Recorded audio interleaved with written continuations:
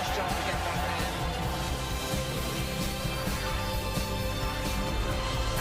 Rushing on goals on the hat-trick. Ridiculous running with 2 goals to go. What a chance!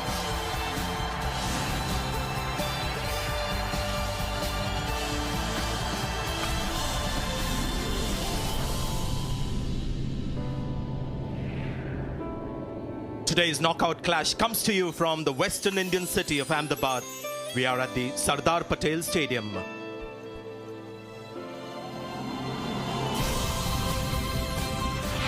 what a venue this is for the second quarterfinals of the ICC Cricket World Cup 2011. India taking on Australia. First ball bowled. Good field set too. As I said, Shane Watson likes to take the aerial route. He's got 2 fielders deep on the leg side. He's expecting the ball to turn. So those fielders in the deep a lot squarer.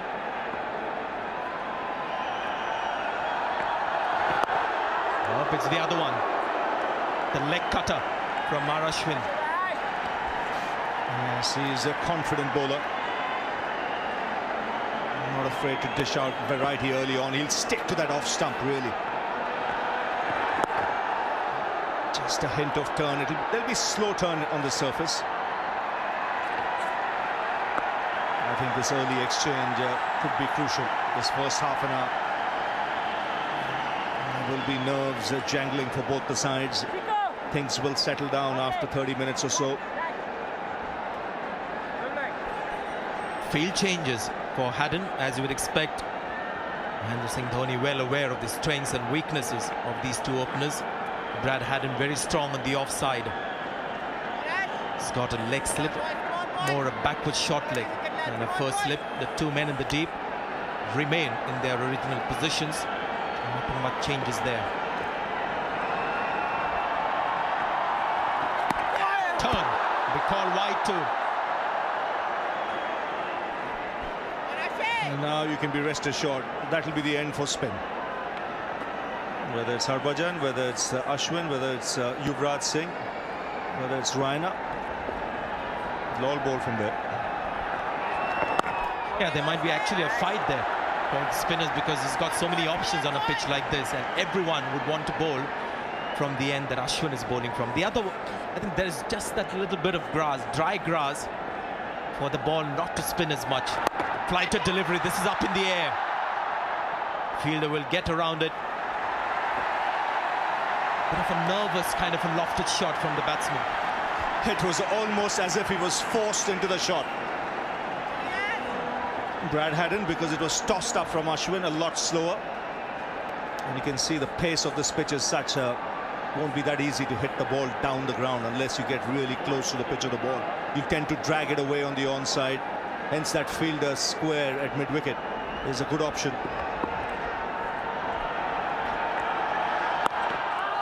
Change of line, 1 over gone. He's gone for it, and he's found the space as well. 1 bounce into the stands. 9 for no wicket after 3 overs. He had the width on that occasion, and he made the most of it. Because it was outside the off stump, he could fetch it and get it away from that fielder in the deep. Good fielding, sharp fielding. Virat Kohli was the man there, and he got rid of the ball very quickly and shied at the stumps. And if Watson was dreaming, he had to hurry back. Direct hit. Would he have been out there, taking the non-striker by surprise? Shane Watson had to dive in. He's got Suresh Raina today for company. Some brilliance in the field.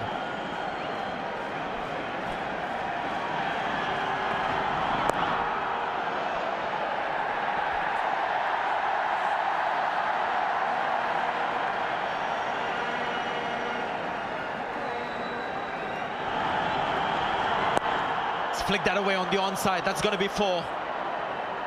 Lovely shot there by Shane Watson. 4 overs gone. It's 14 for no wicket. Lovely shot. Beautiful timing. This is where he's so good. his ability to put even a half-loose delivery away to the boundary. Whether it's test match cricket, whether it's one-day cricket, Watson's always on the lookout to put the bad ball away, and he does it in style. Yeah, he doesn't miss too often. That really wasn't a bad ball at all. In fact, it was a pretty decent ball. But there again, because Zahir's coming on that angle from around the wicket, it makes it just a little easier for Watson to play on the onside. And also, I think it makes him less susceptible to getting a little drag on or edging one to behind the wicket when he attempts to cut the ball that's coming into him. If that's coming on the angle from over the wicket, it's much more difficult for Watson, I think. Well, that's well hit, extremely well hit. That's way back. Haddin, very good player of spin bowling.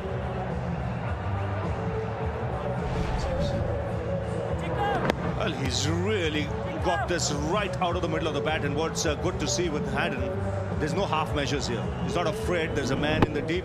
There was turn there. There was a puff of dust which has come out of the surface. He's still timed that beautifully.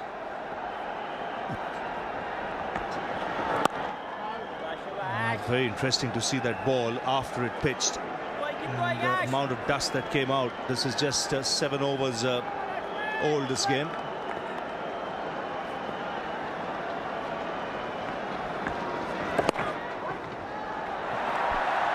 It's 32 without loss.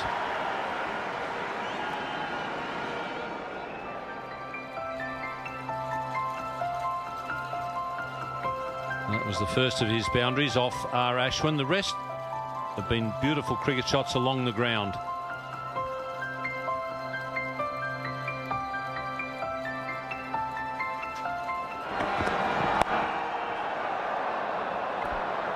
No one at deep backward square. Sachin Tendulkar is up in the leg gully. Well, Watson, I guess, has a bit of history, because in the Champions Trophy in South Africa, he got 100 in the semi-final, and then he got 100 in the final. That was a little attempted cutter from Zahir. So he does have a bit of history of making runs in big matches, big 50-over matches. And what he's done here is he's posed a problem for Zahir. Zahir forced to do something he doesn't. That's bowl around the wicket so early in the innings. And that's primarily because of the warning from the umpire. It's 36 without loss. In fact, they've got through for a single. That's well run. 37 without loss. Afternoon, Ian. Afternoon, everybody. That was pretty close. I think it was only because Haddin started very late. The ball had just gone past that fielder at the short extra cover. I don't think Haddin at the non-strike then thought that there was a run in it. He was called and he responded.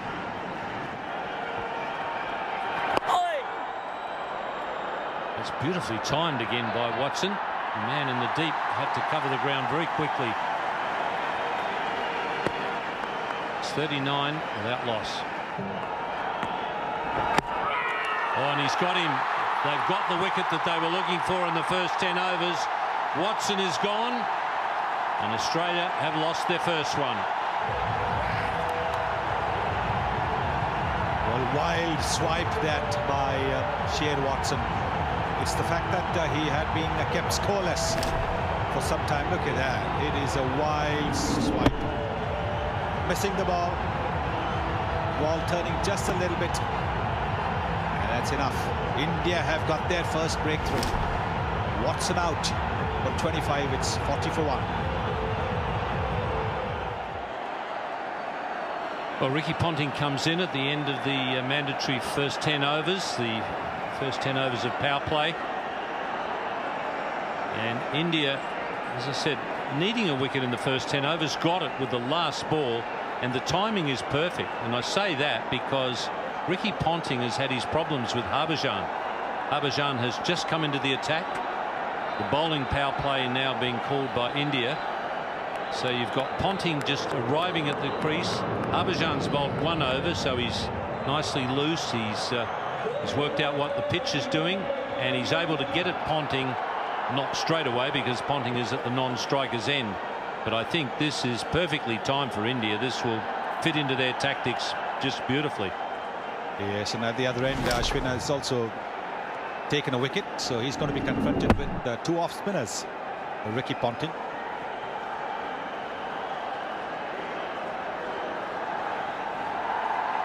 Shane Watson lost patience. He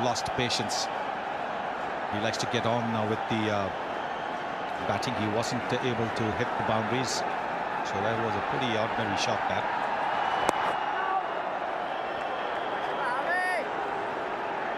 As a bowling side, particularly in a big match like this, but probably any match, you want to get things rolling. You want to get a wicket, get started and feel like you're getting in amongst the opposition. And now India have done that.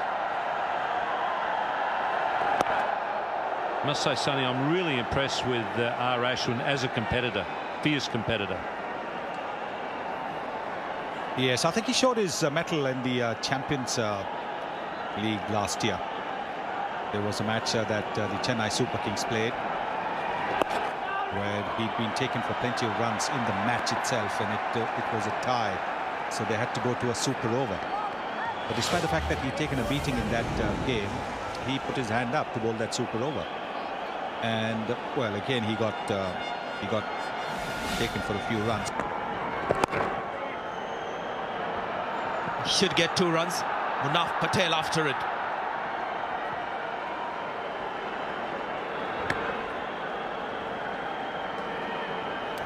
He's played steadily, Brad Haddin. Normally when you have seamers bowling at him, he loves to make room on the leg side to just play the ball on the offside. He's played steadily right through the innings. Chipped that away and just out of reach of Zahir Khan at mid-off, and will bring up the boundary as well. 12 overs gone, it's 49 for 1.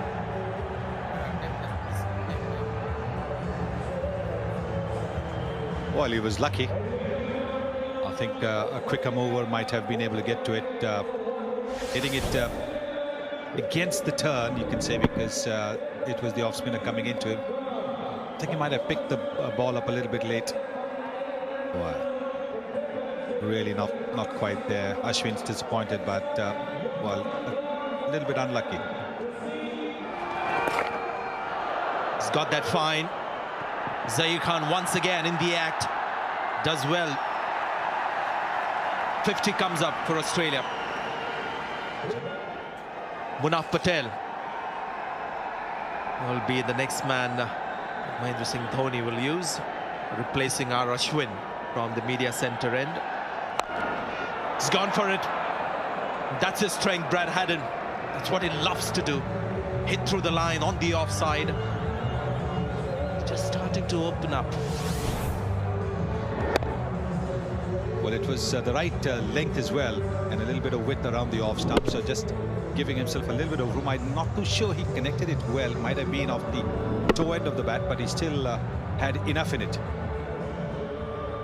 He's the man that they've got to watch out for, really, because Ricky Ponting still not middling the ball, still not got his fluency back. Haddin on the other hand, right from the time he's taken strike, has shown that he's prepared to take the risk. Zahir Khan had a quick word with Munaf Patel after that last ball, and Mahendra Singh Dhoni also asking Zahir Khan to drop back. So the mid-off now has come to long off. And there's a sweeper cover as well, so they know the threat that Brad Haddin can pose, especially in the offside. That's got to be another 4. And Munaf Patel, I think, will be happy that he survived that. Well, it'll be interesting to see whether they were looking to catch it or whether they were just trying to protect himself.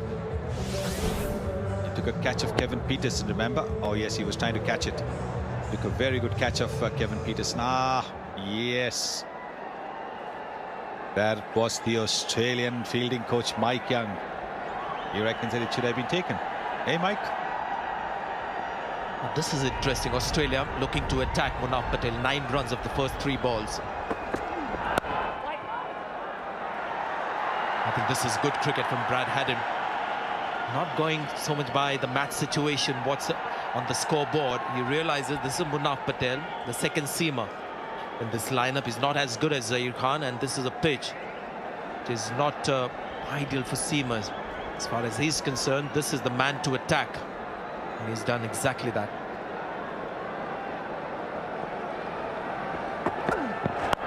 Change of line. Good cricket from Munaf Patel. Well, he was priming himself up to play the big shot. The fielders in the circle at mid-on. He was looking to go over. Yeah, let's have a look at the reaction time. Yeah, got his two hands somewhere close to the ball. 0.33 seconds.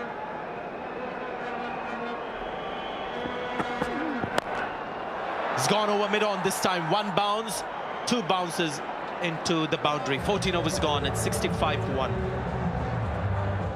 Length ball just outside the off stump. Fielder inside the 30-yard circle. That shot was always on. Now quickly gone to 34 of 37 balls. The strike rate has suddenly risen. What's really... That's brilliant. Not the first time we've seen something like that. There's been a token appeal, but I think it's more a token appeal than anything else. And this time it's the other. So the counter half of Virat Kohli, Suresh Raina, that piece of brilliance. Well, I think after that last match when the umpire didn't go up to the TV umpire, I think the square leg umpire's taking the safe option. Look at that pickup. Very nice. And in one go, he will have a go at the stumps. Ricky Ponting trying to get back. Yes, he drags the bat in. He's safely in. Very experienced cricketer, Ricky Ponting. He's not going to take it lightly. He knows that with slow-mo replays now, a batsman can be caught shot even a millimeter outside the crease. So he's not going to take any chances, Ricky Ponting. He's well in. And it is a not-out call, but good of the umpire to go up to the TV umpire. Everything at the moment seems to be going a little sort of quiet and dull, but I can tell you, it's such an important phase of the game. Ricky Ponting is in. Brad Haddin has got a score for himself. There is some calculated risk, and he's pulled it off with a pretty good shot on the onside. So he's taken on the left-arm spin of Yuvraj Singh. Lovely shot. That's not an easy shot on this surface against the turn. He's hit that beautifully over mid-wicket. It's a good field for Ricky Ponting. Mahendra Singh Dhoni has a slip, a short cover catching. There's a fair bit of spin for Yuvraj Singh taking the outer edge. Will get 2 for Ricky Ponting.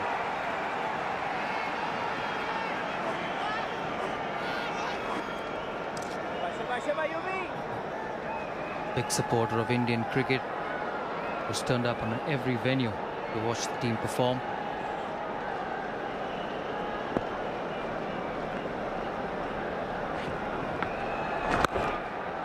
That bat made a wonderful sound, and the result as well, something that Ponting will like. Pressure on Yuvraj Singh here. That's the slog sweep.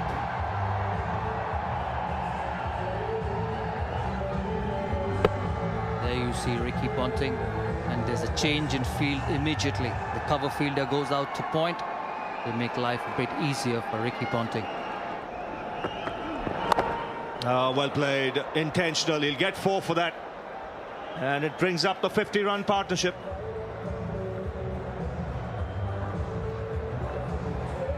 It's very cleverly played by Brad Haddin. That's the 50-run partnership, 53 from 56 deliveries. And Haddin's contributed 30 of them at more than run a ball.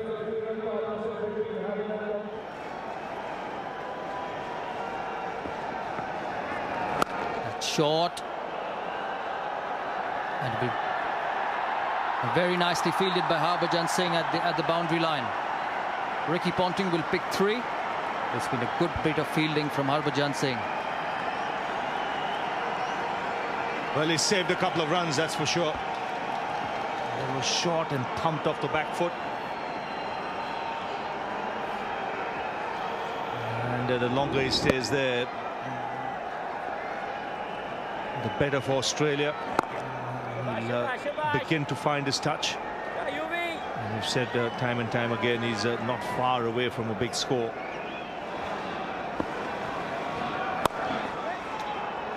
The 100 comes up for Australia, and in good time. 21 overs bowled. It's 100 for 1.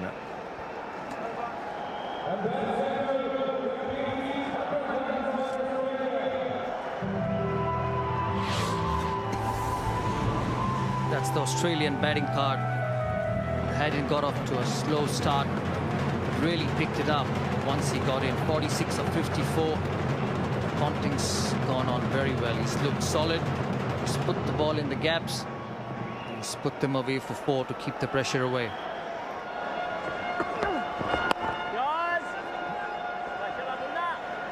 Well, you mentioned, Saurav, about the spinners coming into play as the game progresses. I feel even the faster bowlers, that extra pace that the Australian bowlers have, could make a difference. If you get a score 260, 270, you can put some serious pressure on the batting side. Yes, absolutely. That's why I'm always in favor of preparing a good wicket in a one-day game. I know you can prepare a wicket which spins in a test match because you've got the time to bat. Heave over mid-wicket. That'll bring 4 to Haddin. And it's 50 for Brad Haddin. A very good knock. 50 of 57 deliveries. His 4th 50 of the tournament, and you could see that he was queuing up Munaf Patel. He's picked his gap. It's 15th ODI 50. And a very important innings for the team in a big game. Excellent innings, and he's picking his spots beautifully. He knows he's bowling a predictable length. He's just used the angle on that last occasion. What he's done is he's rattled Munaf Patel. There's no doubt about that. Made him think. You can see the body language there. Australians know they've got the upper hand in this contest. They've just got to keep their cool. They realize India is playing the waiting game. Very important that you don't give it away now if you're in this position as a batting side. 2 batsmen set. Bat for another 10-15 overs without giving a wicket, and you really have the home team on the back foot. That's in the air, taken. Very good catch by Suresh Raina. 2 minds they hadn't whether to go over Suresh Raina inside out or hit it along the ground. In the end, Apesh just about carrying, and the breakthrough has come for India at just the right time. A soft dismissal. There you see the wicket again. Very, very soft dismissal. Good captaincy from Mahendra Singh Dhoni as well. He's got the fields right for Haddin. Wanted him to play over mid-wicket through the mid-wicket region. Brad Haddin goes 53 of 62 deliveries.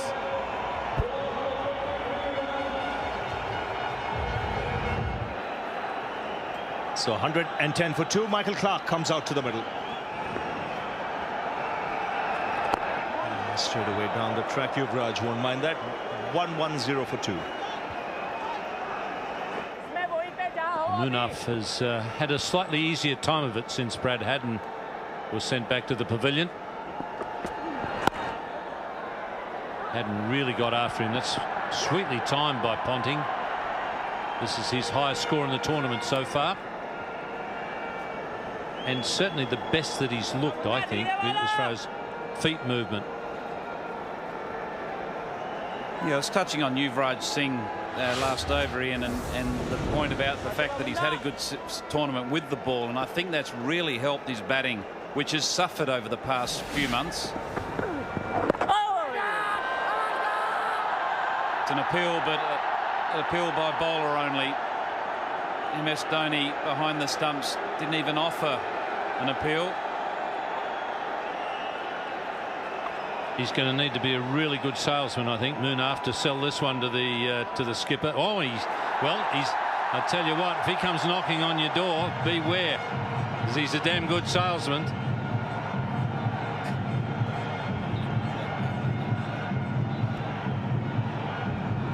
I suppose the main thing to consider is whether this ball is either too high or going down leg. Firstly, is it a no ball? No, it's a legitimate delivery. Ponting has walked a long way across. Certainly height is, I'm sure, is going to count against the appeal. Might have, certainly the impact's in line, but it's going well over the top. That was a rather ambitious challenge, and the umpire's decision will stand. I don't think Ponting would have been getting up much of a sweat over that appeal. It's hit him above the pad. Yeah, there was certainly no doubt there. But the interesting point to make, though, is the fact that they recognise how important the wicket of Ricky Ponting is. And, you know, they have got 2 challenges up their sleeve, now only 1 because that was a failed challenge. And they obviously felt that it was worth a go, given the fact that Ponting's established at the crease, starting to look very good, but also desperately hungry for runs because there has been a lean period for him.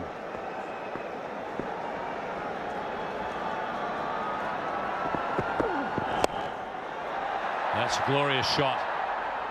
Just one bouncing over the rope, and a sign that Ponting is pretty confident. Yeah, the good thing about this shot is that Ricky Ponting hasn't tried to overhit it. He remained very balanced through the shot. One substantial stride down the wicket and just hitting through the line of the ball. Certainly not a half volley, far from a half volley, and it's forced MS Dhoni to make a field change. He's brought fine leg up and he's dropped that mid-off fielder back on the boundary now, so both mid-on and mid-off are on the fence. Chance in the outfield and taken, so Yuvraj has got another wicket. Michael Clarke playing a shot that's a bit unusual for him, and India getting another big wicket. Yeah, very much out of character, Michael Clarke, looking to work the ball wide of mid-on against the spin, and this proving to be his downfall, just getting a slight top edge on it as the ball gripped into the wicket. Zahir out there at deep mid-on, taking a very good catch under pressure. So that's the end of Michael Clarke, gone for 8. Australia now 140 for 3.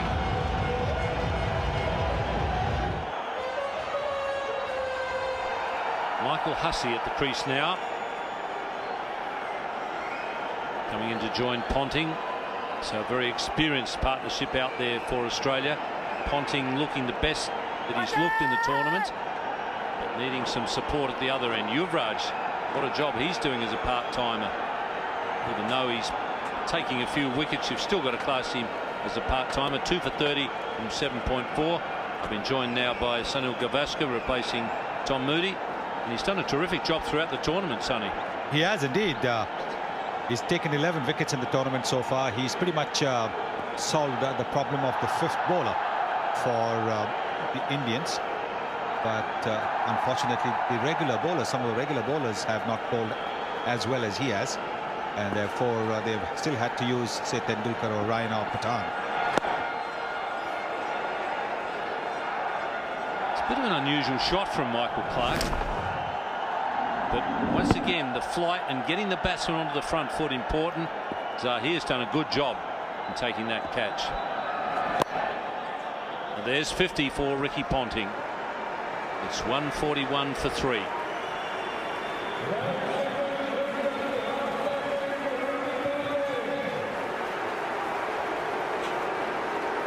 Well, he's got a 50 after 7 innings. 92 at the Oval in June 2010 was the last time he got a half century.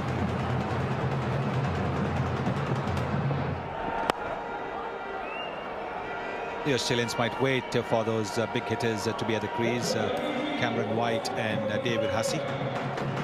They are specialist T20 players and they can take better advantage of the batting power play, but they have not been in the best of form in this tournament, so maybe Ricky Ponting will have to think when to take that.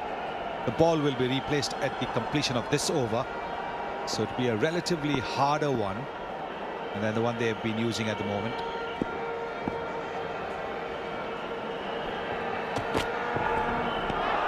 A little bit of movement off the seam there for Zahir.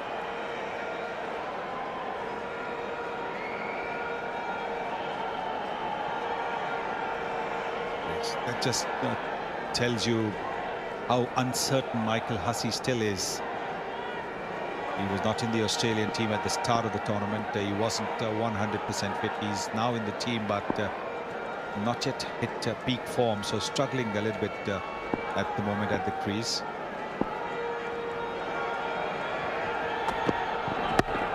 Oh, and he's gone right through him. Zahir has done it again with that old ball. He's got the magic.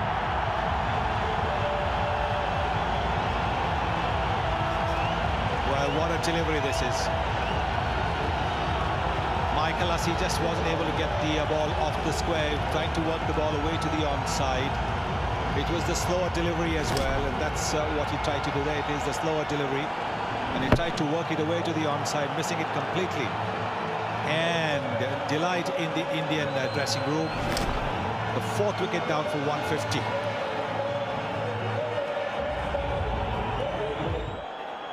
And out here, the 2011 ICC Cricket World Cup, India have made a comeback. When Haddon and Ponting were going so well, seemed like they would put up a substantial score here, but that now is in slight jeopardy. Cameron White has come in to replace Mike Hussey. Always a big wicket, Mike Hussey, whatever format of the game you're looking at. Always a big wicket when you're playing against Australia, when you see Mike Hussey going back to the pavilion. That allows Dhoni also to attack the new batsman, this time with the seamer as well. One slip in position now for Zaheer Khan. Over the wicket.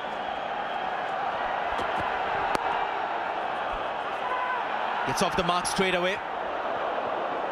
It's a stiff kind of a sprint there, but makes it eventually. Great delivery from Zaheer Khan this. But with the slower delivery, Michael Hussey looking to play it on the onside. And Srishant could well be on the field the way he reacted.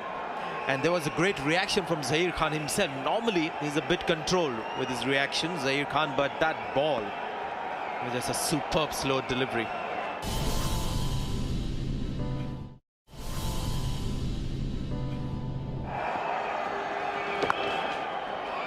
Nice shot. Will test Yuvraj Singh is given up. That's a boundary. Harbhajan Singh not happy with maybe the initial reaction of Yuvraj Singh, but it was really well placed, that ball. Yes, he picked it from outside the off stump and swept it in front.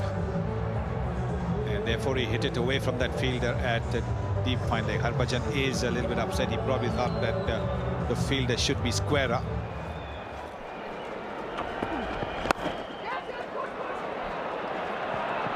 This is well timed and well done in the end by Ashwin. Just for a while he thought he wouldn't get there. Nicely timed shot by Cameron White. Ricky Ponting actually applauding that shot, trying to instill confidence to White. Magnificent effort that by Ashwin. That's the kind of effort that lifts a team up. Has he gloved it? Well, Cameron White waits for the decision. Rasmus is not convinced. And this is going to be interesting because Dhoni and the others have appealed, and as far as they're concerned, it's off the glove and they've gone for the review.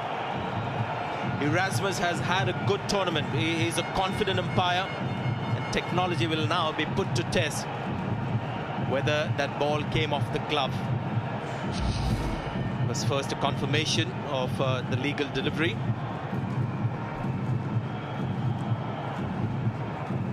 Whereas it hit Cameron White. That's a good decision. First view that we've got of it. It's a good decision from the umpire. So India may have lost their second review. And well done. The umpire has done well. One of the more difficult calls for an umpire to make. Well, this is what he does, and this is where the danger lurks for Australia. Just couldn't get the ball away, so what he does, goes for the big shot on that occasion. Didn't quite time it, but went straight to long on in the bounce. This is where the opposition has a chance. Now this is interesting. This is player reviews, and India have had only 2 successful ones from the 11, so their success rate has been 18%. Whereas when you look at the overall, I think tournament success rate, it's 21%, so that's not a huge difference. But India have not been sort of on the average. Beautiful shot. That's a terrific shot from Ricky Ponting. That's a 6, in fact. class of Ricky Ponting written all over that shot. Australia will need a few of those. That's a great shot over extra cover, a difficult shot in cricket against the ball which is turning away from you. But that's the greatness of the man. Come the big game, he stood up for his team. Good comeback by Yuvraj Singh. Cameron White at the other end. Be only watching in admiration because he struggled to get the ball away. 10 of 17.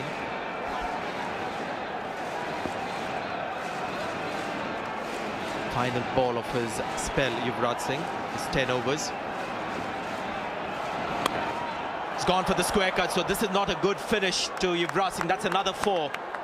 11 runs of the over. It's 180 for 4.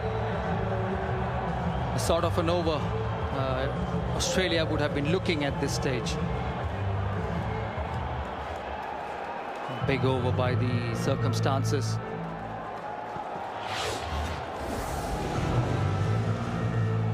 That's been a big over so far, looking at the skyscrapers. Australia have moved on to 180, 11 overs to go, 66 deliveries to kick on from here. Sanjay Manjrekar leaves us and joined by Ian Chappell. There's no one at deep backward square leg, so an easy boundary. It's been good last 7 balls for Australia. 6 and 2 boundaries. There you see Ricky Ponting, that's bread and butter shot for him, just helping Manav Patel into the gap.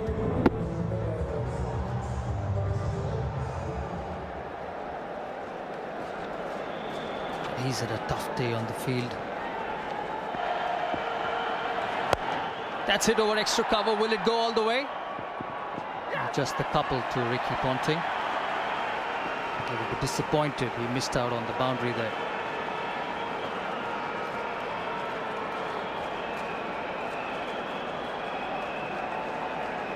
He's got away with a couple of pretty big full tosses, Tendulkar, both of them to Ponting.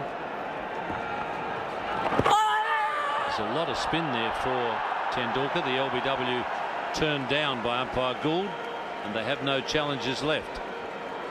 So, sorry Sachin, back and bowl the next one. Pitched outside leg stump. Very rightly said, not out.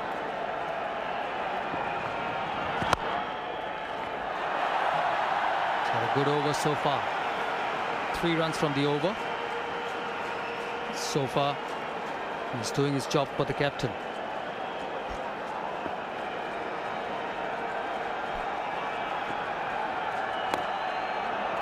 It's an inside edge down to fine leg. A single to finish off the over. 189 for 4. And Zahir coming over the wicket. We saw him get worn very early in the innings. He went around the wicket. And I think he's, particularly if there's any swing, he's better off over the wicket to Ponting.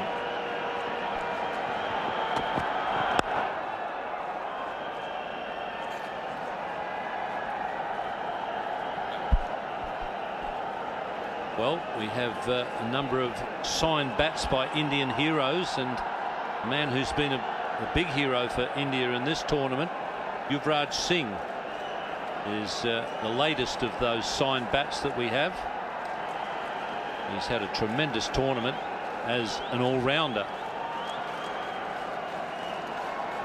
He's been picking up wickets, got 2 today. He's bowled his full complement of 10 overs. Zahir now coming around the wicket to Cameron White.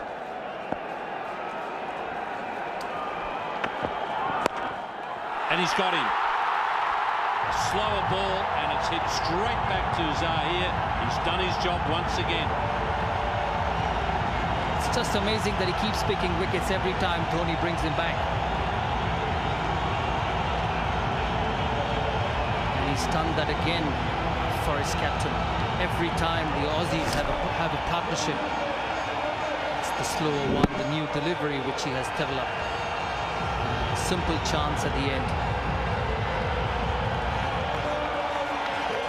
Every time Australia has put a partnership, India has picked a wicket. bring them back into the game. Cameron White dismissed for 12 of 22 deliveries. David Hussey, the new man in, 33 years of age, in at number 7 for Australia at a very crucial time in the game. Beautifully bowled. A little bit of movement off the seam. He's just been unbelievable in this tournament with the old ball. Every time Dhoni's needed a wicket, it's brought him back and he's done the trick.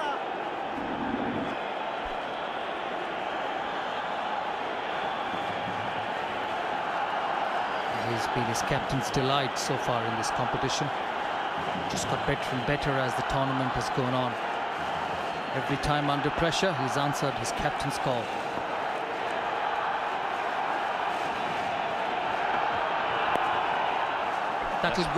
That'll go all the way down to fine leg for 4. Half volley down the leg side, and Hussey did it very well to get bad onto it. A welcome boundary for Australia. Yes, that'll certainly settle David Hussey down. Attempted Yorker. He's done well there with fine leg up.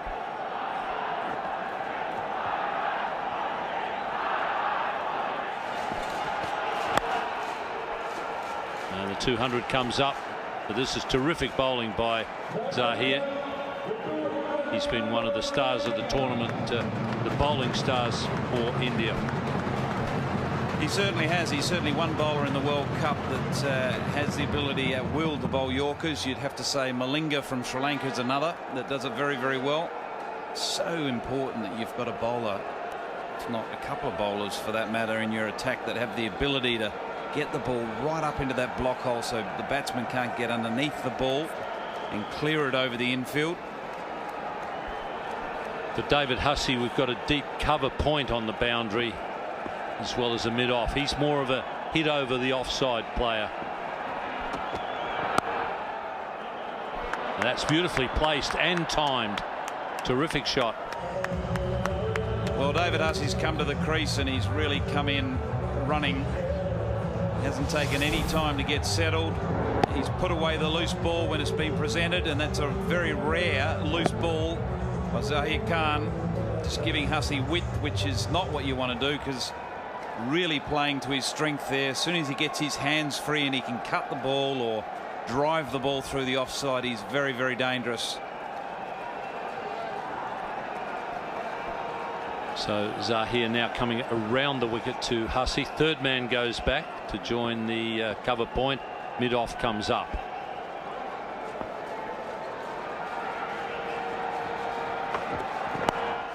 Well, that's a terrible ball after bowling so well to Ponting. In fact, I'm not really sure why he changed his tactics. I reckon if he could bowl the same sort of stuff to Hussey that he bowled to Ponting, he'd be in business. Absolutely. They've obviously done a lot of talking, as they do, to various batsmen, have various plans. It's all well and good recognising that Hussey's dangerous with width on the offside, but doesn't mean you have to bowl there. You know, if he maintained that very straight line and ask him to hit down the ground, it'd make it a lot harder for him.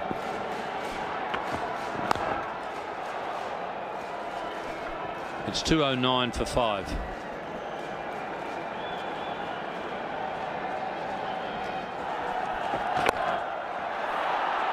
Tendulkar going back, he won't get there, and it's a boundary to Ponting, and he moves into the 90s.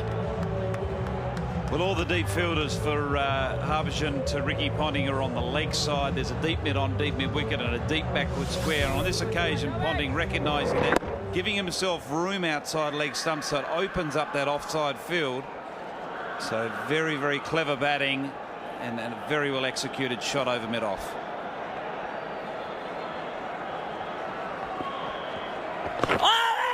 Big shout for LBW. Ponting hitting across the line. Umpire Gould not moved. And no challenges left for India. Well, I'm sure Ricky Ponting had a bit of a flutter, but you'd have to think this would have pitched outside leg, and if that's the case, it's a very good decision. Very full pitch ball. May have just pitched outside though. Quietly takes the single.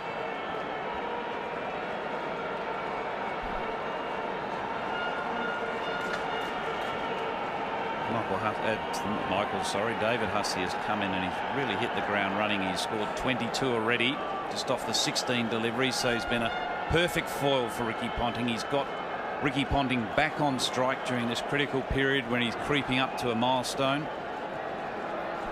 He couldn't have done a better job, let's face it. And this is what he's good at. Into the stands comfortably. Quick use of his feet and just hoiking it over the onside field. Yeah, excellent cricket. Had to drag that to the leg side because of the slowness of the wicket, but played it very, very well. 8 of the over already. Quietly plays it away for a single. Good sensible cricket here. Really, it's been a little gem from David Hussey getting the opportunity instead of Steve Smith. 29 from 18, a real little cameo this.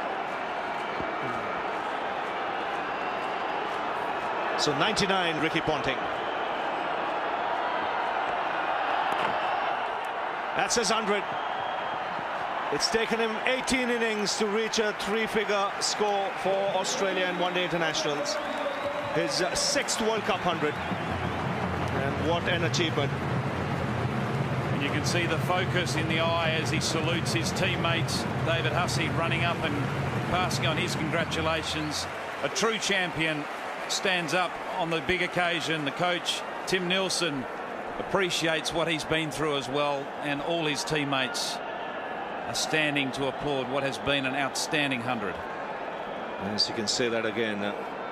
Fluent from the outset. He's played shots all around the ground, adjusted to the slow conditions, the turn, and hasn't looked like getting out. Magnificent innings. His 5th in World Cup cricket, his 6th against India.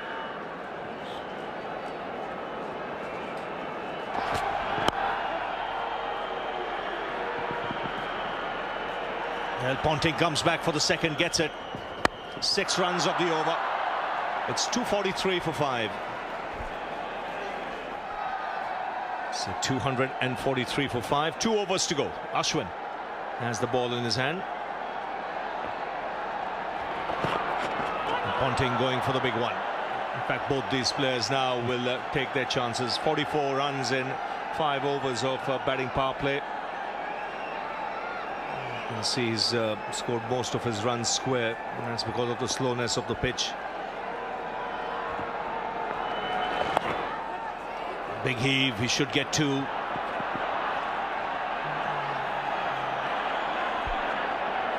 bottom edge sweep.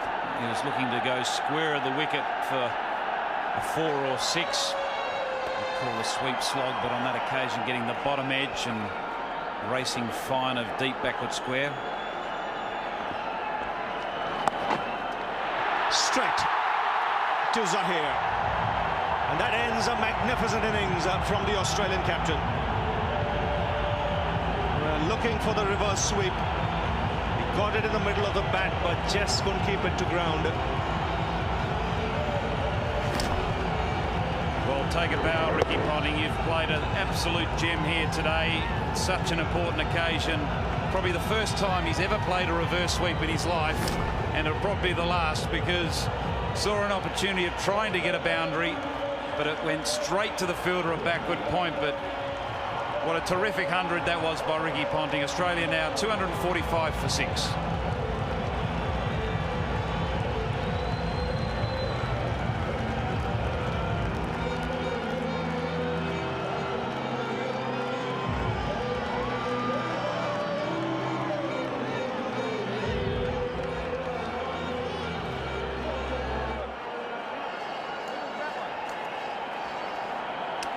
Mitchell Johnson comes out to the middle to replace his captain.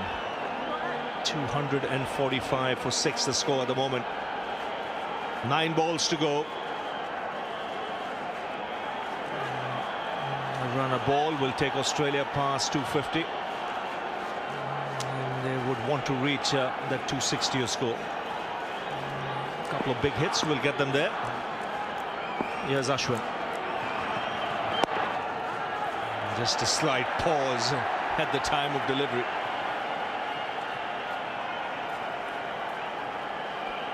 Yeah, Johnson's just got to look to get David Hussey on strike here.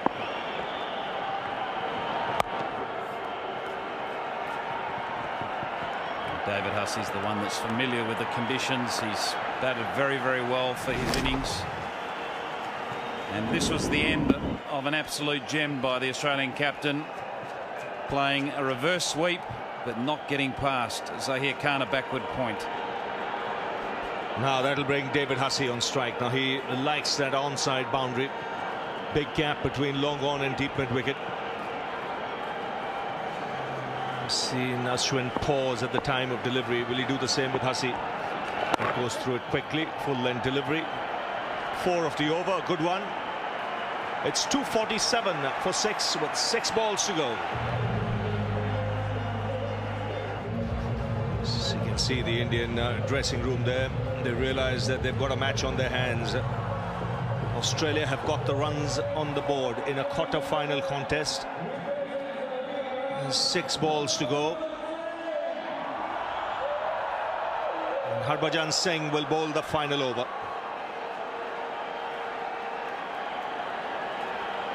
Hussey 35 from 24. He'll be the man on strike.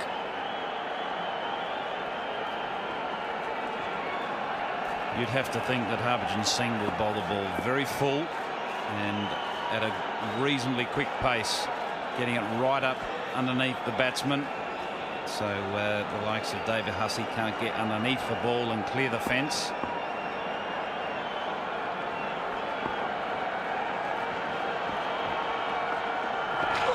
Oh, that was fired wide. That's 4. He anticipated Hussey coming down the track. No, that was too wide for Dhoni as well. Brings up the 250 for Australia. Yeah, good thinking, but just a little bit wide. Made it very difficult for the keeper. Sure, in most cases that the bowler gives the keeper a bit of a signal if he's going to dart one down leg side, but I think that wasn't expected. That struck straight back. There is long off. Munaf Patel will cut it off. Still 5 balls to go in this over. Australia will want to get past 260. Ricky Ponting said at the toss, when asked what would you be happy with, said the average score here batting first is 258, 260. So what do you reckon, Tom? Will he be happy? 260, 265? I think he'd be very happy. I think the wicket has turned and it's proved to be not the easiest wicket to bat fluently on.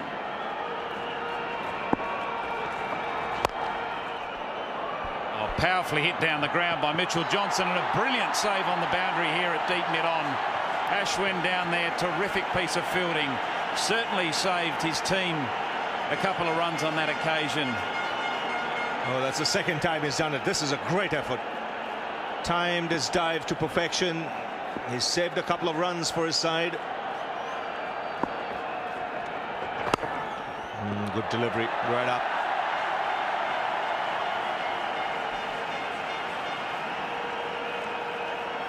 Yes, I agree with you. This is a very, very competitive score on this slowish pitch. It's not a typical Ahmedabad pitch. Ball has turned more than normal. It's been on the slow side. Deep mid wicket doesn't pick it. So they'll run 2. Yuvraj was the man there, beg your pardon. Yeah, Yuvraj Singh at deep mid wicket. It's got a difficult end to field because he's just got the sun that's setting in the distance, so just didn't pick it up off the bat. Enabled the Australians to get through for 2. This is the sun setting, the lights also taking effect.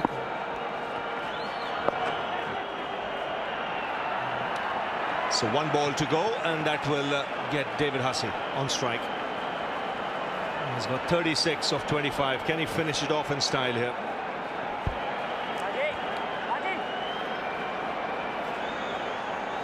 Harbhajan Singh going around the wicket to the right-handed David Hussey for this last ball. He'll be looking to get it right up into that block hole.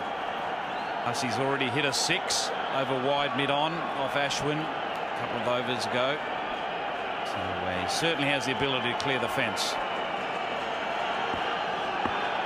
Here we go, final ball of the innings. Hit it away on the onside. Suresh Raina will cut it off. 13 runs of the last over, and the target for India when they come out to bat will be 261, because Australia have finished their innings 260 for 6. And a good little cameo here from David Hussey. Playing this game instead of Steve Smith, he's made 38 from 26. Yeah, so the Australians will be very pleased with that performance. Winning the toss was very important, and they've taken full advantage of their first turn at the crease. The wicket has been slow, it's turned a bit. We've seen a magnificent 100 by the Australian captain, and he's been well supported by Brad Haddin at the top of the order. Made an excellent half century, and David Hussey just putting the icing on the cake with a 38 off 26 balls. So the Australians will go into the break, and I'm sure the bowling unit will be thinking about how they can adjust their game plans to this wicket, and the Indians will also be thinking much the same of how they're going to bat and how they're going to take this total on.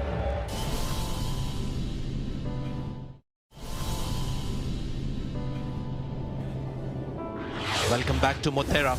We are in the twilight zone here in this important quarter-final game. This is India versus Australia. Australia winning the toss, batting first, getting 260 for 6 in their 50 overs. And various views on the match situation at this stage. Some putting Australia in front. The die-hard Indian fans believe their team has a great chance. But today, the star of the afternoon was that man, Ricky Ponting. 104 of 118 balls in conditions that you would call challenging for the batsman. The ball was turning from the first ball that the spinner bowled. Not enough pace for somebody like Rick Ponting to play with. So there was application, mind, some skills, some calculated risk as well. And when he got that 100, gesture tells you a bit about how much that 100 meant for Ricky Ponting. That was really the score that got Australia past 250. Good contribution at the top from Brad Haddin, and a very important inning down there at the bottom from Dave Hussey, 38 of 26. And you would expect somebody like Dhoni to do these kind of things. He had Sachin Tendulkar bowl 2 overs, Virat Kohli bowling that 1 over, which means that combination bowled 3 overs of Munaf Patel, who was expected to bowl his 10. And Munaf Patel ended up bowling 7 overs. Once again, the star for India was Zaheer Khan, 2 for 53, and good returns for young Ashwin too. Can India chase down this target? It's not a belter of a pitch. There's always the pressure of a run chase. They need to score 261 runs to get through to the final 4. And to score at 5.22 runs per over. Focused and calm. After that, it will be Virendra Sehwag smiling away, and he's got Sachin Tendulkar as his partner. And certainly not a bad partner to have. 48 one-day career hundreds, which is an amazing performance. He's 1 away from scoring the magic 100 hundreds in international cricket. That's a combination of both one-day internationals and Test cricket. But he's got to get past Brett Lee. Brett Lee has had a good time against Sachin Tendulkar in the past, and he's on top of his game. He's had his own battles, having to fight a number of injuries over his recent career. Over the last year or so, he's had elbow and ankle problems, but he's fought back, and he's fought back extremely well. And here we go, first ball of the innings. Virendra Sehwag on strike. Brett Lee, the man with the ball. It's been one of the features of his performance, control over that white new ball. Good start, good line, good length. A wonderful time of the evening. And when we have the full night at the end of it, which team is the one who will be doing the winning dance of the celebration? Will the moon be smiling, or will it be crying?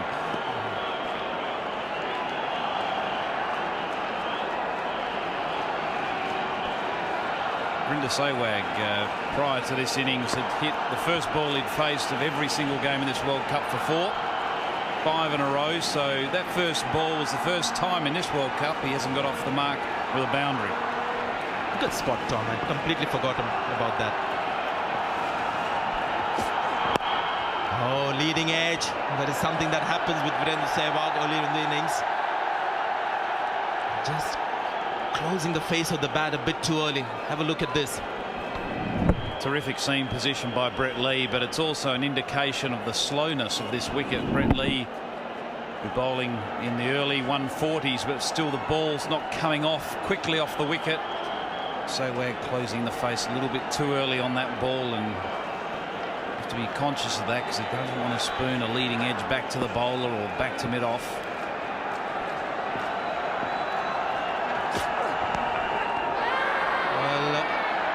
Some excitement from the bowler, few from behind the bat. It's been called wide by Erasmus. So obviously they heard some kind of noise. It could have been anything. Could have clipped the hip. Yes, it looks like it's just clipped Vrinder Sehwag's trousers. And, so Brett Lee a little bit unlucky to be called a wide, given it's just flicked the trousers of Vrinder Sehwag. Interesting field Brett Lee's got. He's got 2 slips in place. He's got a man just positioned in a short leg gully position, a fine leg third man, mid off, mid on, extra cover and backward point. There he goes. Sehwag is off the mark. The typical shot through the covers. Maybe not the first ball, but certainly the 5th ball of the innings or the 4th ball of the innings. What a terrific shot there.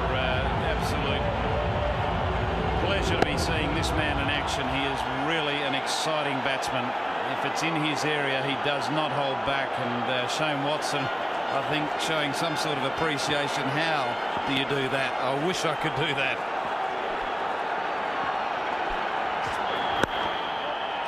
I think it was also a gesture from Shane Watson saying that that's not the line to be bowling. It was not too wide outside the off stump, but just around off stump, which is also enough for Sehwag to create room to play that kind of a shot. Anything that's around middle and leg is given more respect to the bowler. Yeah, it's a tricky one for a fast bowler. Brett Lee can swing the ball away from the right-hander, so it's a bit of a bittersweet. You hang the ball out there, try to get that swing away towards the slips and, you know, entice the batsman to chase that wider ball and get the edge behind. Again, some excitement from behind the stumps. First shot delivery attempted from Brett Lee.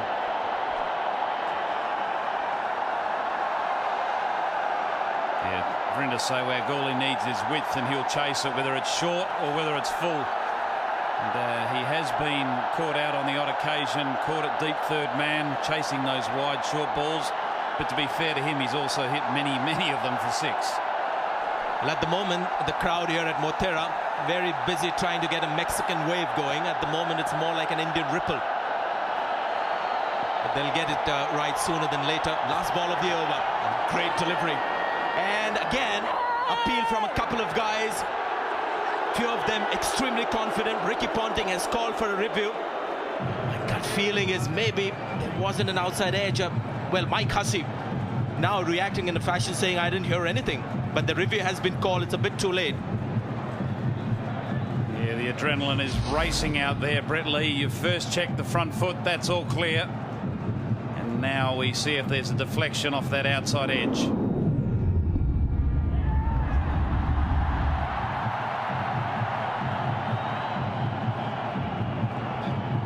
Now, I've got the volume on the stumps mic right up.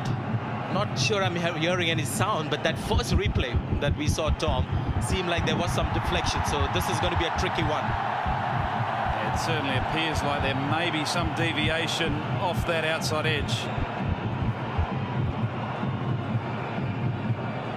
Now, the third umpire would like to have a look at it at real time to give him a good idea whether that deflection happened as the ball bounced past the outside edge.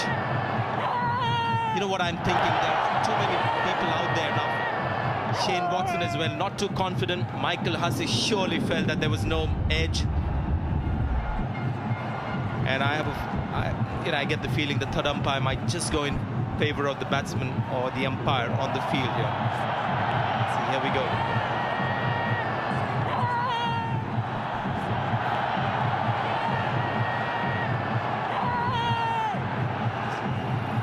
Also spare a thought for the umpire, because it's so noisy out there and it's very difficult for him to hear any deflections.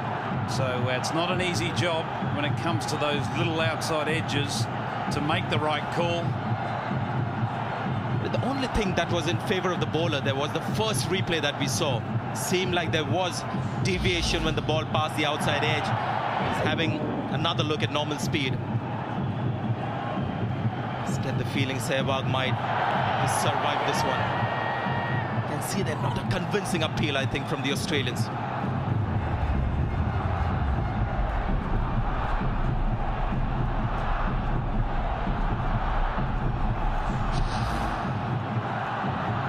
The information that he gets from technology, from the various replays, will be communicated to Erasmus. There he goes. The original decision stands. Personally, I think they've made the right decision, because my volume on the stumps mic that we have here, there was no sound there, no clip sound. 1 over gone. It's 5 for no wicket. We're in the Sehwag survives. Sean Tate, 35 matches, 61 wickets, economy of 5.14. Tendulkar is now facing the first ball, his first ball of the innings. 2 slips, 2 men very square on the offside inside the circle. He's got that through. This is going to be a boundary. He's just guided it towards third man for his first 4, so he gets off the mark with the boundary. Ala, we're in the Sehwag. Pure class. All he's done is open the face and use the pace of Tate to go wide of backward point. There's nothing wrong with that delivery, Sean Tate. That's just a class act at the crease, just taking full advantage of your great pace and using the angles and placement to perfection.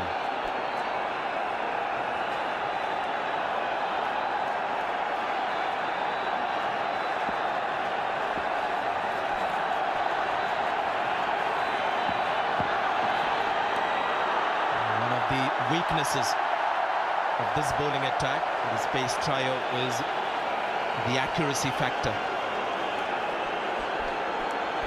Yeah, there's no question that both Tate and Johnson are erratic at times, but what they do bring to the table is their ability to strike, and that's why they're in the side, is because they're wicket takers, genuine wicket takers.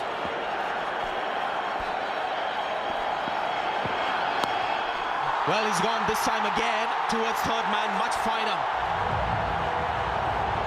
He's got his hands on his heads, but again, use of pace by the batsman to pick up his second boundary. Well, that was a closer shave, a top edge on that occasion from Tate. Short delivery, Tendulkar looking to hit it square of the wicket, but getting a top edge, and that's not far away from third man. Third man is placed quite fine for that very reason, so the Australians will think that they're not too far away there. There's a genuine wicket-taking delivery or position for a fast bowler like Tate is that third man. Oh, this is interesting. Tendulkar looking to play Sean Tate differently than he would normally do. Possibly that, Sanjay, or he's just caught up. You know, he is human after all, and his adrenaline will be racing. He's got a couple of boundaries away.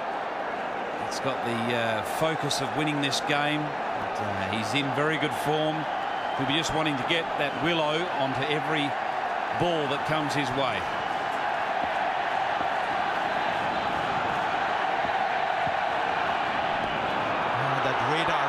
Sean Tate can get wonky sometimes. And I'm also wondering, Tom, how many times Tendulkar would have faced Sean Tate. I'm not sure he's faced him often enough.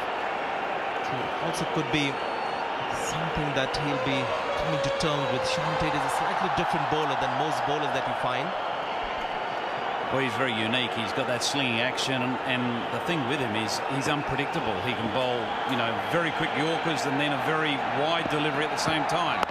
And that one's on the mark. Good length, good line. And Australia will always look to use him as a shock factor. They know he has a problem with control. He's in fact the bowler to concede the most wides in this tournament. 19 wides is what Shaun Tait has bowled in the tournament. He's still there bowling with the new ball for Ricky Ponting. That tells you something.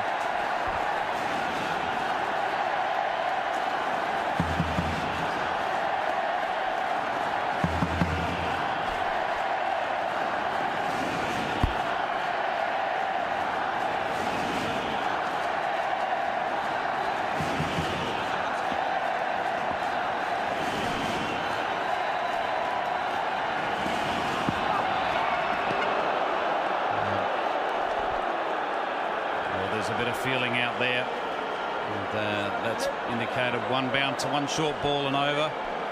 And this is the reason, you know, you can put up with Shaun Tait's erratic bowling at times, is his ability to take wickets. He's taken 61 wickets, which is a high number of wickets for the matches he's played. His economy is quite high, but quite often you need bowlers in your attack in 50-over cricket that can take wickets and bring you back into the game. He's gone after it and get a single down to third man. 2 overs gone. It's 16 for no wicket.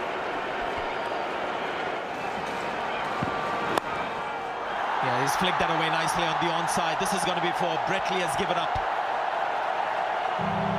It's noisy once more at Mothera.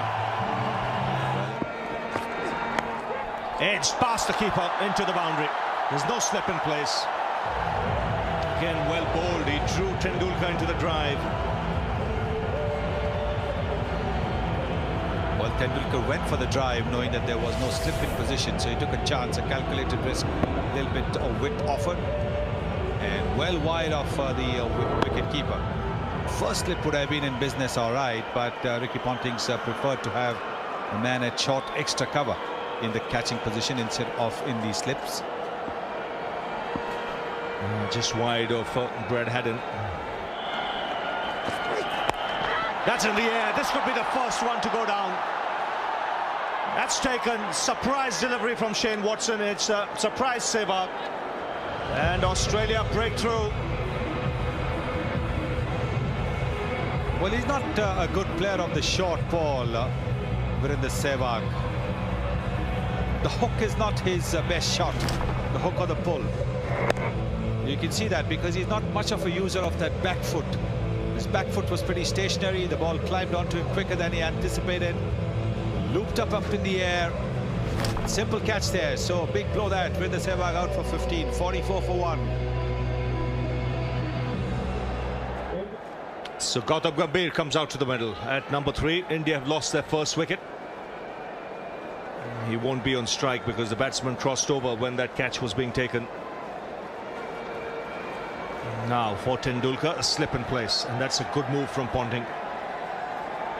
Just looking to tighten the screws here.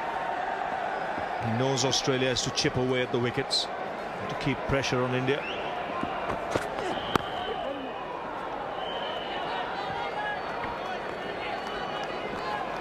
Virender Sehwag didn't quite look his usual self. And there he's trying to play the pull shot. Was in no position to control it. He wasn't even trying to hit it down. He was trying to hit it over that fielder there at square leg. And it was the first ball of the over, so effort ball from Shane Watson.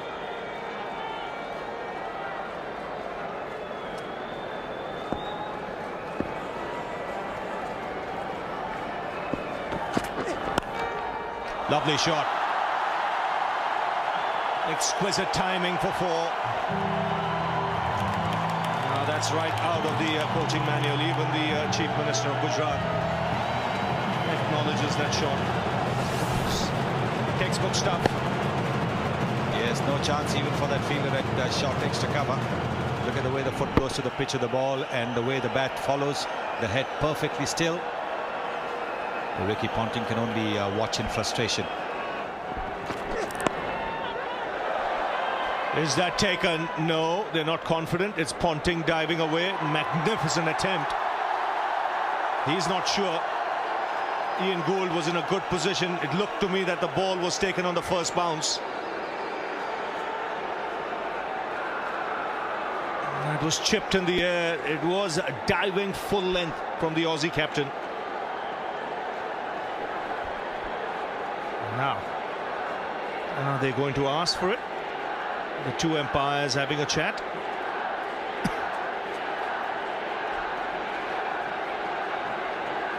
Just get the feeling if the catch has been referred, or have the umpires gone up.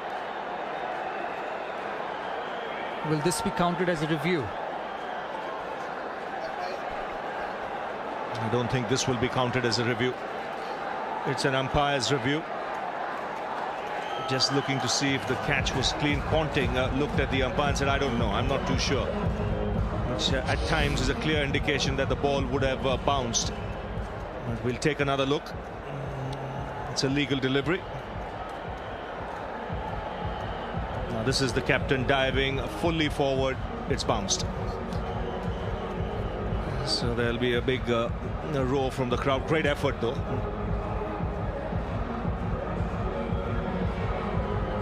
Well, he just had to be maybe 3 inches taller.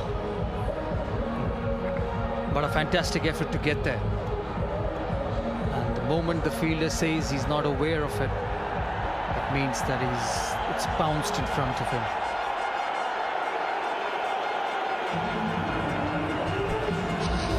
So 11 gone, it's 54 for 1.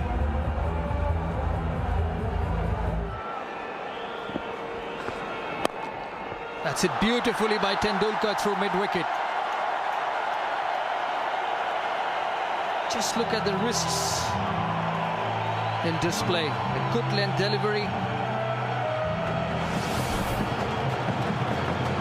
There you see, picked it from off stump and whipped it through mid-wicket. He exactly knew where the fielder is. And you could see from the moment it left the bat that it would go for a boundary. Ravish. That could be 4 more. It's gone sweet off the bat from Tendulkar. Becomes the highest run getter in the tournament with this boundary. He's used the pace and bisected the field. He's looking dangerous. There's an appeal for an LBW. This must have hit outside the off stump.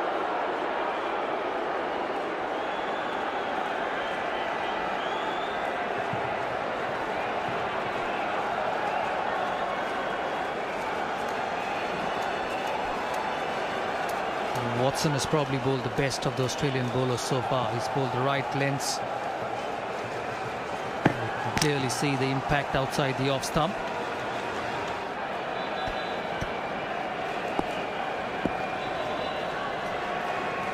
December '89 when he started. That's a good delivery. 18,000 runs for Sachin Tendulkar in one-day cricket.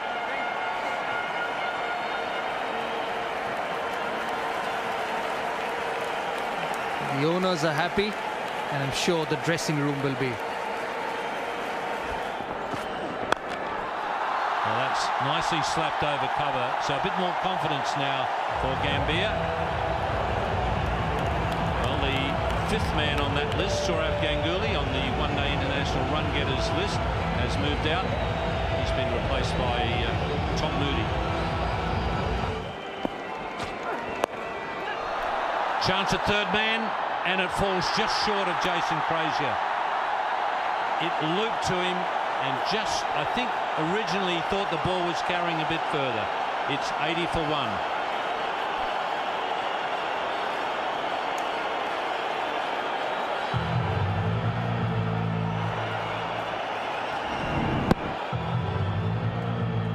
So Tendulkar on this occasion looking to spoon it down to 3rd man. I think he was looking to go finer than what he was, and that's landed well short of Frazier, but you'd have to feel that he was a little bit slow out of the blocks.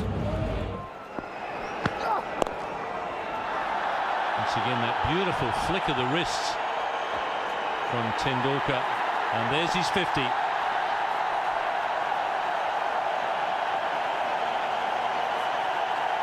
And that brings up the 94th one-day 50 for Sachin Tendulkar. He's got 48 hundreds. Can he convert this run into 100?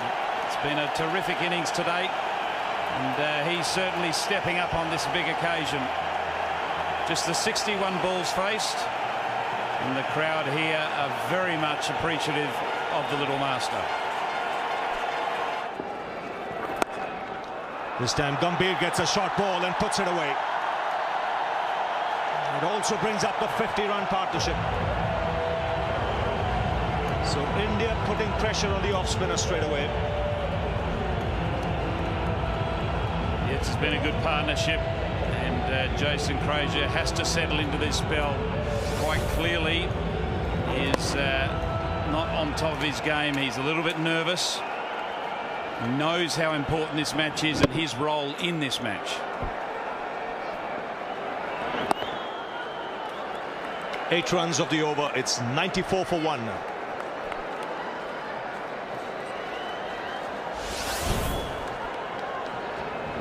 It's the boundary by Gambhir, just helping himself to a half-tracker.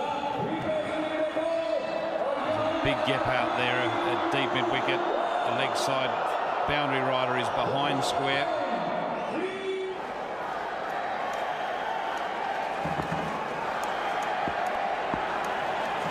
So Sean Tate continuing. Now there's an appeal. Now what's interesting to see here is again this delivery as to where that back leg might have landed. Tendulkar has been stopped. This is a good move by the umpire. My initial reaction from the top is this is also a no ball. He's got the outside edge. Now watch the back leg. It's not the front leg that will be in question. Well, Tendulkar saying it was a good delivery. It's pitched and straightened, but is it legal? Front leg is okay. It's the back leg is the interest, and it hasn't been grounded, so I think that's okay, Ravi. The heel is in the air. Now he might just get away with this. Might just get away with it. They will look at the front foot again as well.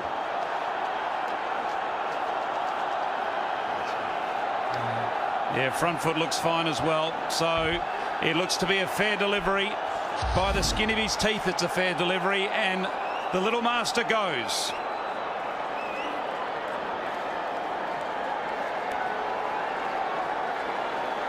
There it is. It's been confirmed. Sachin Tendulkar goes, and it's been a terrific knock. He's gone for 53. And that is a big strike by the Australians. And Sean Tate has been all over the place, but he was in the right place on that occasion. So Tendulkar goes. India 94 for 2. Well,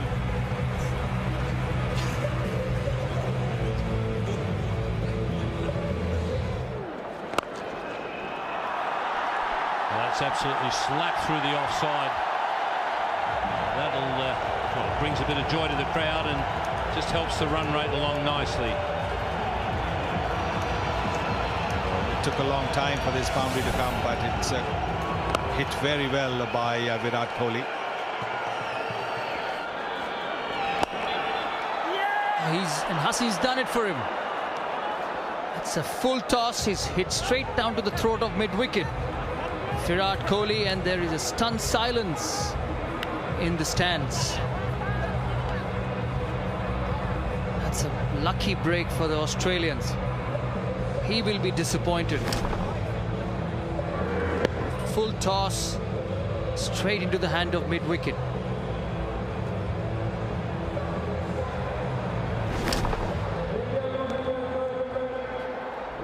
Virat Kohli goes for 24, 143 for 3, and the drinks come in.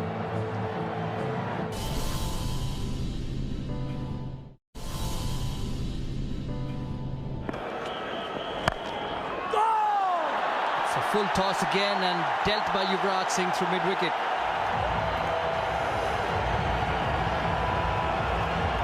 Delivery he wouldn't mind at the start of his innings.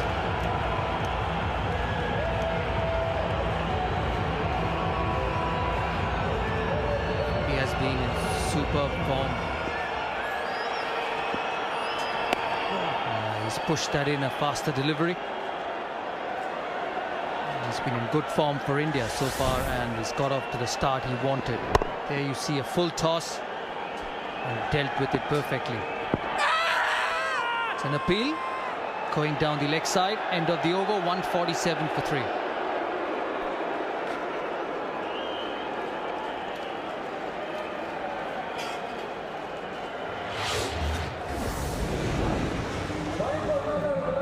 Still a lot of batting to come. Dhoni, Raina, Yuvraj has joined Gautam Gambhir, who's gone on to 40. A very well made 40 under the circumstances. One of them will have to carry on.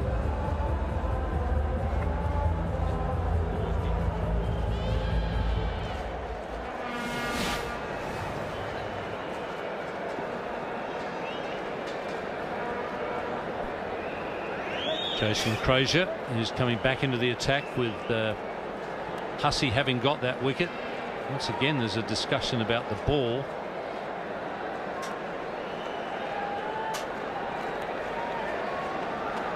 Ian Gould saying something there to the batsman. I don't know whether the batsmen have asked about the ball.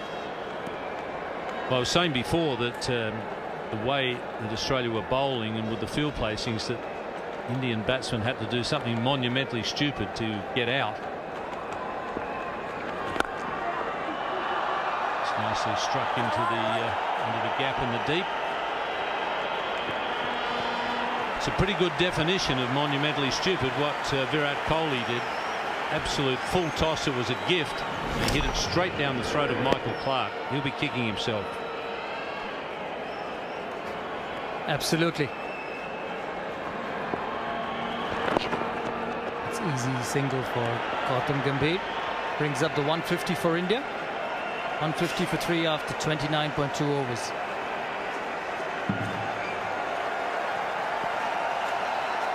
The first 50 coming off 61, the second one a quicker one of 57 deliveries, and the third one exactly of 60. Ponting will have to do different from here. He needs a couple of wickets to get into the game. If he allows this partnership to go, Gambhir and Yuvraj to have a partnership,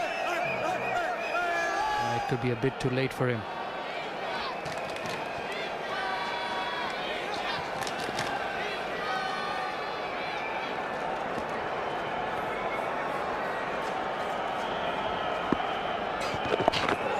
That's a good shot from Yuvraj. He's kept it fine away from the deep backward square leg. Shot of a man who's really confident of his form. I like his intent. He's come out positive. The delivery going down the leg side, and he's dealt it superbly. He's come out positive. You can see the confidence in his eyes.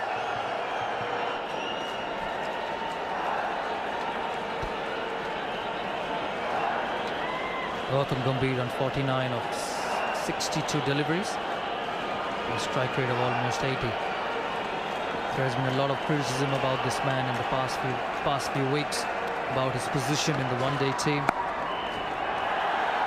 It's 50 for Gautam Gambhir. It's come in quick time, and most importantly at a very important time. 50 of 63 deliveries, just 2 boundaries. Then today, a lot of people would have realized the value that Gautam Gambhir brings to this Indian one-day team. Conditions which are not perfect for batting. The batting is not easy. You need some class as well. The batting, that's what he provides. We saw Ricky Ponting do that for Australia on a pitch where you just come in and hit through the line. You need batsmen with test match credentials as well sometimes in 50 overs cricket, and today that's come good for India through Gautam Gambhir. Oh, that went through. Yuvraj seeing the man on strike. He will have to be very careful to Mitchell Johnson. You see the delivery just coming back into the left-hander. He bowls a very good line to the left-handers, brings it back.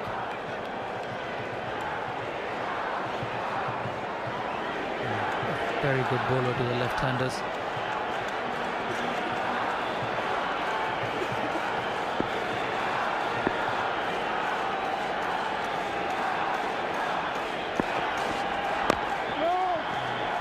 Good delivery from Mitchell Johnson.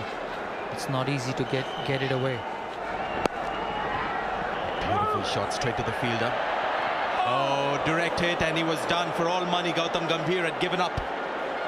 Lots of hands on the heads in the Australian ranks. Normally, Ricky Ponting never misses. Have a look at this. Opportunity missed for Australia. I didn't know where exactly was Gautam Gambhir trying to go. The ball was close to Ricky Ponting, close to his hands. It could have been a suicidal run out. It's well played by Yuvraj Singh. Trying to find leg for a single. You can see there no change. Oh, this is going to be... Oh, wrong end. So twice in almost 2 balls, Gautam Gambhir has been extremely lucky. Complete communication breakdown between these 2 left-handers.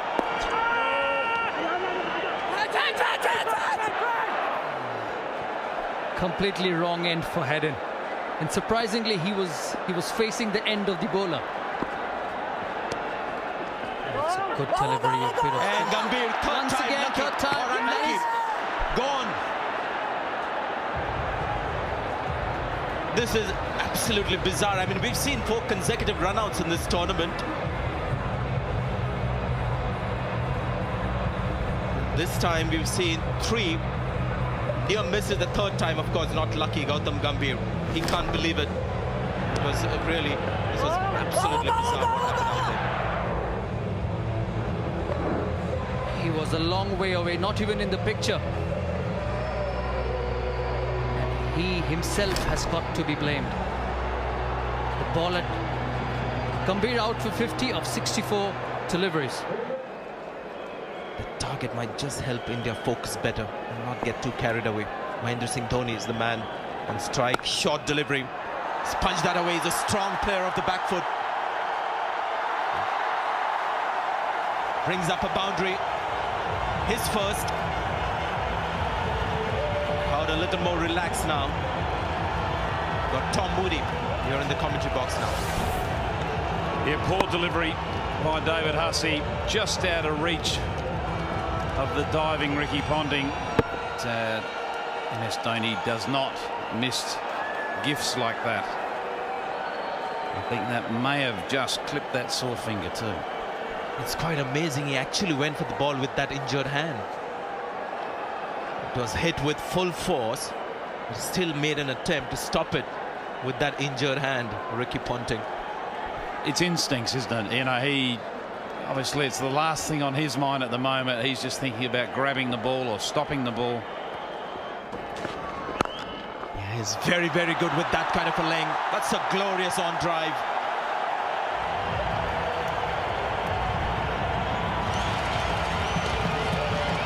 Well, that's the length that Yuvraj Singh is as dangerous as anyone. Right underneath his nose, he doesn't make any mistake there. Look at that beautiful straight face of the bat presented, just punching that straight down the ground, and that's a gorgeous shot. Really is a good shot. Genuine half volley. Gone. Brilliant work at point. And it's Michael Clarke diving to his wrong side. He's a left-hander, mind you. Pressure now really on India. So the big wicket of Dhoni, the captain, the Indian captain is gone. Michael Clarke sharp at backward point, diving away to his right side, not his preferred side. Brett Lee brought back into the attack, makes the important breakthrough for his captain Ricky Ponting. He's leading the pack, and MS Dhoni is leaving the pack for India. India now 187 for 5. In the air, hit very hard for 4. Width outside the off stump, and Yuvraj put that away in style. It's 193 for 5.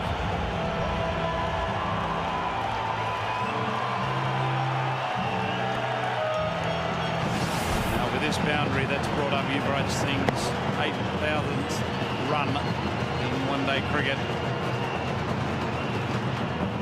He's the fifth Indian to reach that milestone, so a terrific effort by him. Get that very, very firmly. A loose short ball by Tate punished. So here's Brett Lee. That's pulled away in fine style by Raina. Just had that little bit of extra time. He knows the fast bowlers are after him and are going to pepper him with short deliveries. But he was up for this. Yeah, I'll add to that, Ravi. Very predictable. Short, guarantee. Raina would be expecting that type of attack by the Australians, so the Australians need to be a step ahead and be a little bit more unpredictable. There's a slip in place. Cameron White's at slip, also looking for the edge. Let's get that length.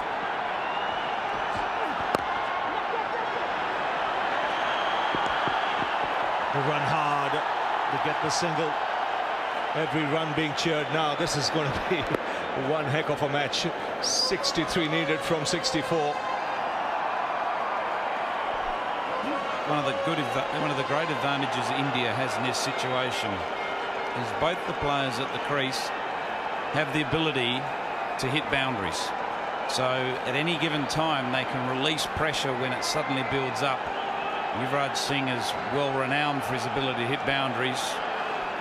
Suresh Raina is no mug either. He's very effective, and if you put something on offer, he'll take it. Should be a wide. The one thing you can see, Brett Lee is getting reverse. His wide signal, he's bowling from around the wicket, and he's getting the ball to get away from the left-hander. That's an awkward angle. He's looking to hit off stump, but the ball will leave the left-hander. That's why a slip is in place. A right move by Ricky Ponting. He needs to break this partnership.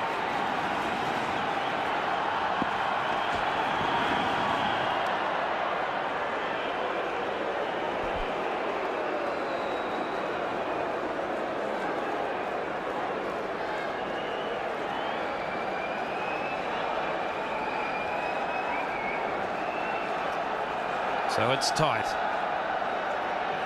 62 runs, 63 balls.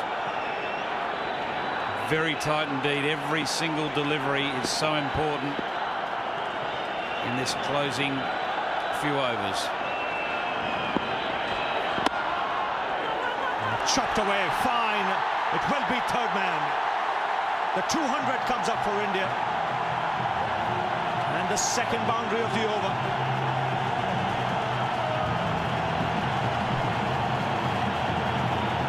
Singh is playing a little gem here.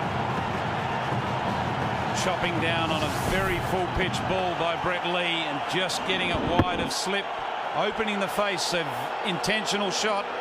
Beautifully played. Using the pace of Lee. Yes, couldn't have been executed better. Just the timing of coming down on the ball was perfect. No is the call. Last thing India want is another run out here. This is not a place to be for the faint-hearted.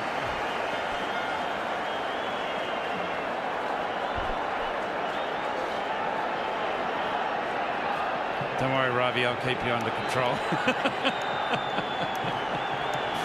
Oh, dear me. Fasten your seatbelt. You're in for a ride here, I can tell you here and now.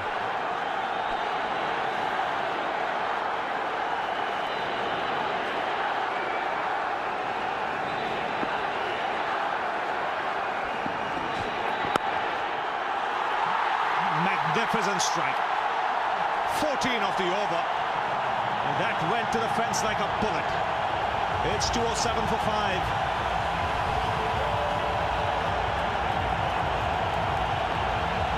Brett Lee just offering width, and Yuvraj Singh offering a delightful square drive, playing it right under his nose, opening the face again and beating backward point.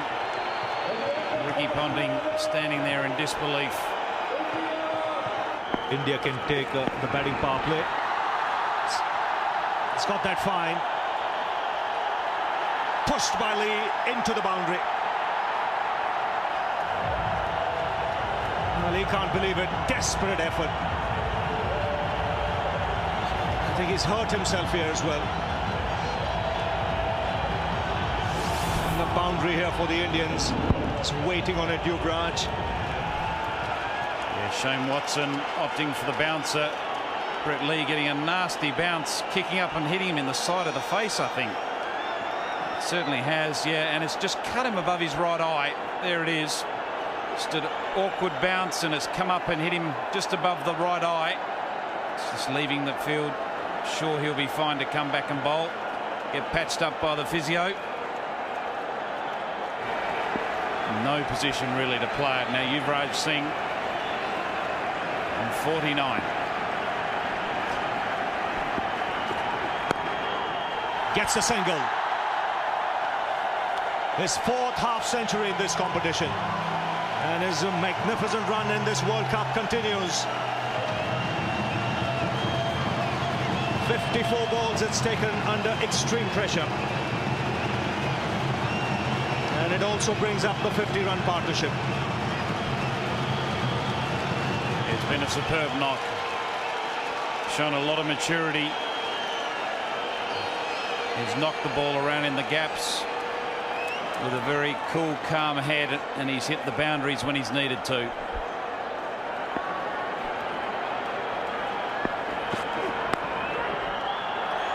It's played away fine. He'll get a single.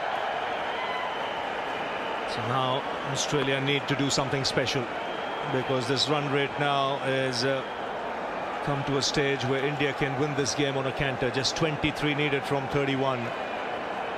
2 set players out there. Can Australia manufacture something from nowhere? India favourites at this stage.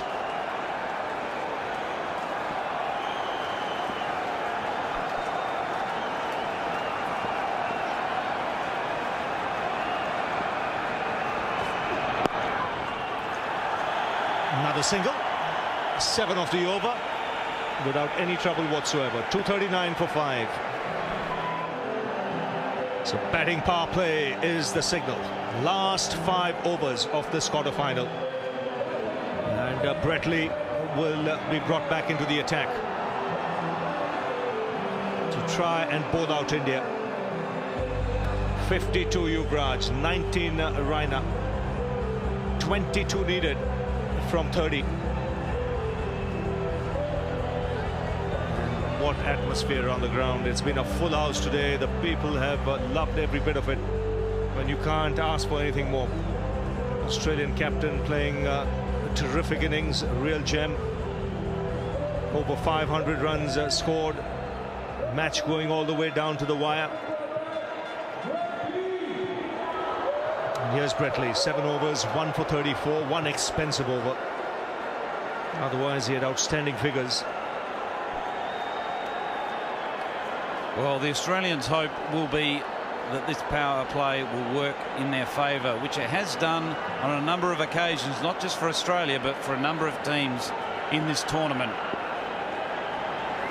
One slip in place. Raina goes for the big one. That is a terrific strike for 6. 16 required with that hit. It was pitched in his half, and he's given it the full Monty.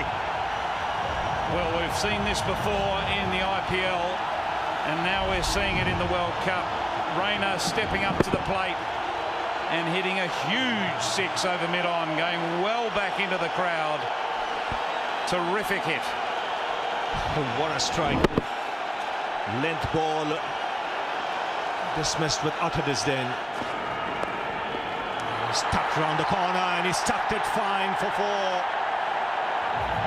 Well, the countdown begins at 250 for India, and India need 11. Beautifully played by Raina, just getting inside that short delivery.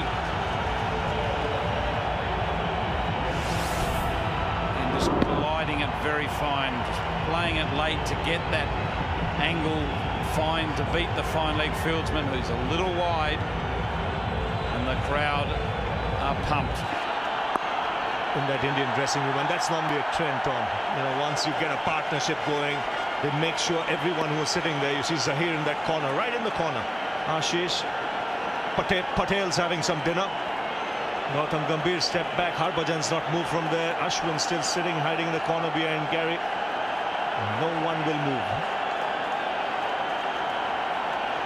It is one of those bizarre traditions in dressing rooms, isn't it?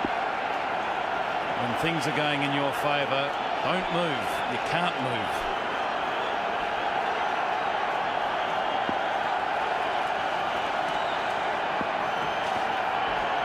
Wide will be the signal. 7 needed from 20. Really has been another top game in this World Cup. Another great ad for 50-50 cricket. Well, the faces tell it all. Australians certainly look deflated out there, whilst India take this game home.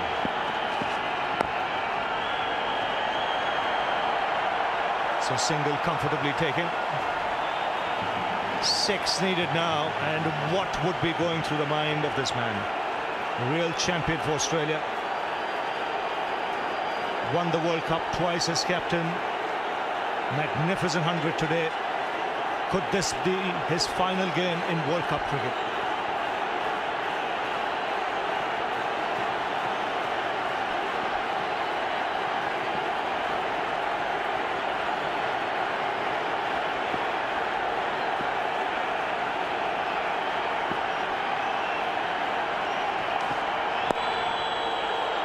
Again, excellent placement.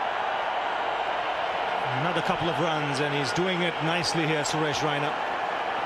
11 off this over. It's 257 for 5.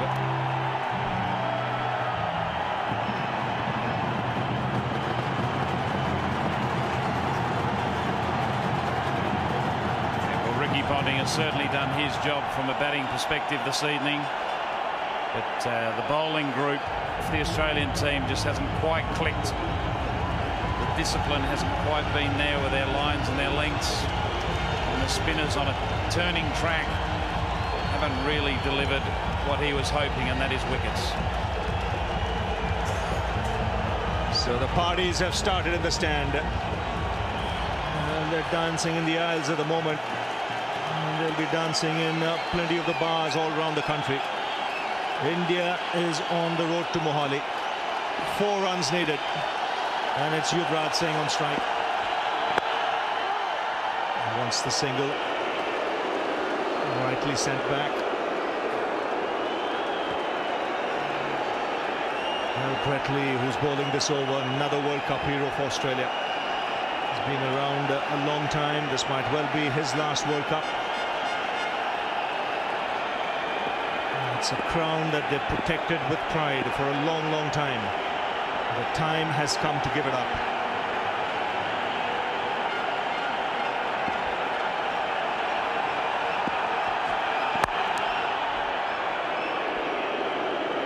Brett Lee's not going to give it away easily. Being 2 balls right up in the block hole. Yuvraj Singh looking for the boundary to finish off this match in style. Brett Lee's not going to give that away too easily. There's only one fielder on the boundary, and that's third man. Everyone else is in the ring. Fine leg is up. Just the third man back on the fence. Again, was looking to work it away. It was on middle and leg. The opportunity was there. And he can afford to take his time. And still 15 balls to go. And they've all waited till the end. No one has left their seat. It's been that kind of a contest.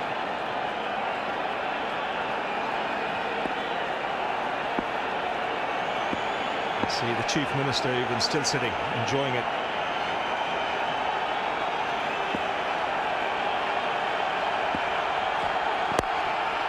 He's got that through, nailed it through the offside, and it's an emphatic win for India. Yuvraj Singh finishes things off, and India into the semi-final of the World Cup. Australia out of the competition. And the crowd are going crazy, all standing and cheering. Flags are going. Players are congratulating each other. Spectators are congratulating each other. It's been a terrific performance here this evening by the Indians. Been a terrific game of cricket. The Australians have played very well, but have been beaten by a better team on the night. Shirts are off, being waved in the air. And there's some good spirited stuff happening out in the middle, with the Australians shaking hands with the Indians and the umpires. Yuvraj Singh walks off a very proud man, batted beautifully, 57 not out off 65 deliveries. We've had an outstanding game of cricket here today, and players of both the teams have to be complimented for making this a match that was worthy of a World Cup quarter-final. At the end of it all, it was India who were magnificent towards the end.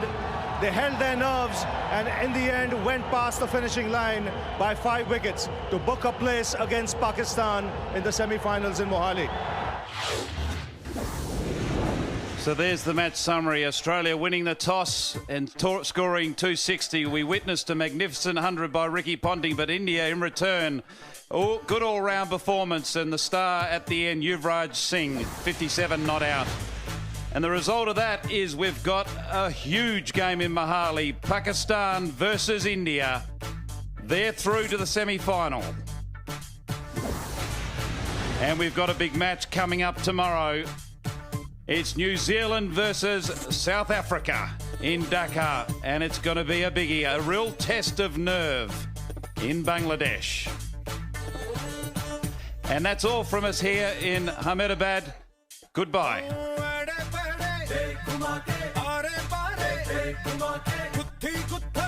घुमा के